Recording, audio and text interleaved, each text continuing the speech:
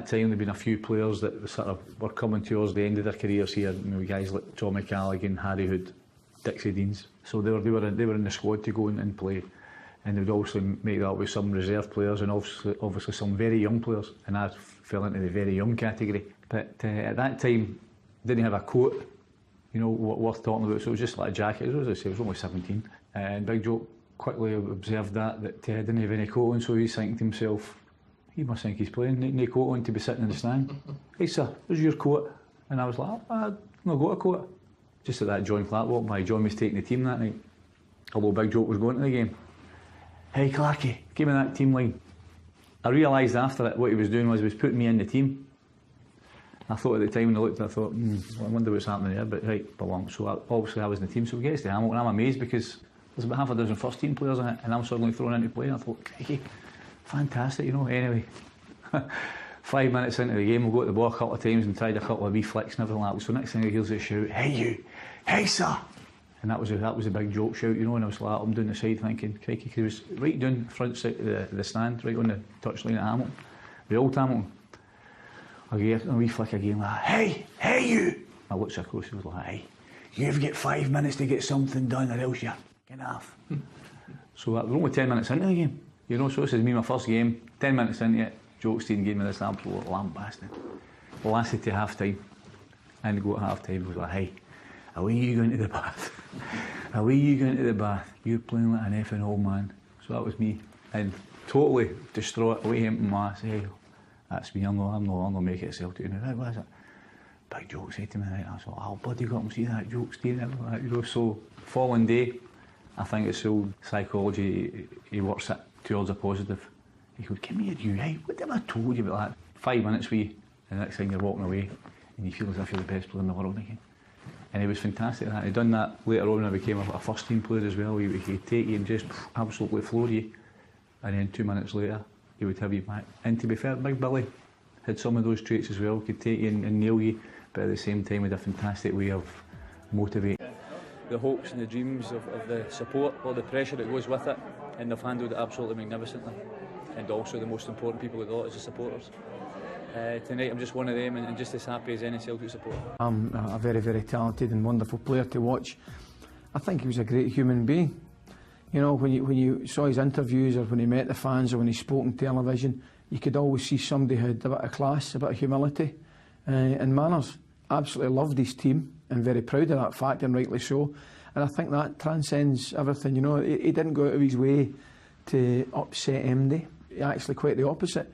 You look at him, when he scored a goal, for example, it was always his own fans he wanted, his own teammates he wanted to go and celebrate with. I think if you could go to a guy sitting up behind the Celtic end there, or it was a guy in the jungle at that time, you could take him out here and say, right, here you are going, you've scored against Rangers. He would go absolutely mental. And it was always the same. And I think obviously when you scored against Rangers it would give you a wee bit extra because you knew what it meant to family and your pals and all that type of stuff. I will remember Tommy Burns as the guy that epitomised everything about Celtic Football Club that is good, and I think that's the greatest compliment I can pay him. I'll never forget him. I will never forget Tommy. Tommy was just going forever. A special person, a guy that's helped me so much in my career. Probably more than anyone else, to be honest with you.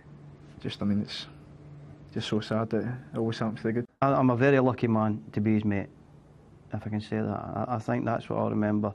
No matter what happens at Celtic, I think that one of the best things that ever happened to me was the fact that I can call Tommy my friend. And I think if anybody has that, then they've been very lucky that if Tommy Burns your friend, then you can be, Tommy's words, you're blessed if you can be a good friend of Tommy Burns. It was obviously a hard time for both of us. Tommy was brought in to try and obviously prevent Rangers equalling Celtic's record. For somebody to come in and take over and work under that type of pressure, it was difficult for him. I always remember the first year he was making his changes. We managed to win a league, and then the next year I had a feeling myself that, it would be a huge season for us. To go through the season and lose one match and not win a championship. Well, I never managed to do that at any time over the period the Rangers were winning. As far as I'm aware, I don't think anybody else has ever came anywhere near doing that. But all during that time, even with that frustration, he always handled himself really well. Tommy, he's always a great deal of dignity. We've got this behind Rangers and they have there, and it's one hell of a mountain to come here and try and beat this lot as well. What is so special, Tommy, about the Celtic support? What do they mean to Tommy Burns? What's so special about them, right here, Jim? Just right up there, that's what's so special about them. They're there and they're always there, and God bless every one of them. Did you feel they kept you at Dundee United? They kept you going? If we'd been another team and they get beat 1-0 today, they don't allow defeat. They didn't allow defeat against Hearts. They certainly didn't allow defeat against Dundee United today. They're absolutely incredible. The double in Celtic. Can I thank the Celtic support that are there and they're always there for walking down this road of my life, which has been memorable. Can I thank my God and my family for being my reason, and they are all my reasons. Thank you. Here it comes from Hartley, and there it goes from Jan Vennegoor of Hesselink. Celtic setting their sights on yet another title. How many times have we seen that this season? Great, superb delivery from a wide area. Hartley has been quite magnificent tonight, just like Robson.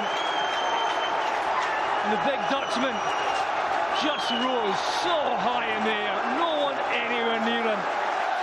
Stuart Dougal has looked at his watch and spotted juggling from Scott Brown. The SPL trophy is heading in that helicopter. Aberdeen beating Rangers. It's over. Celtic are champions of Scotland again. Gordon Strachan becomes the first Celtic manager since Jock Stein to win 3 successive titles. That's good company to be in. A team renowned for winning matches late on have won the title late on. They said they would do it for Tommy Burns, and they kept their word.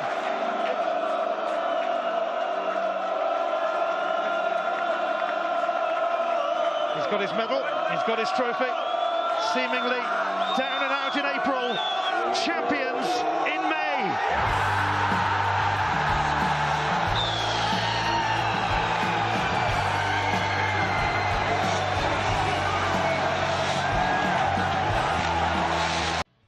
The shark bait has such teeth there, and he shows in pearly white.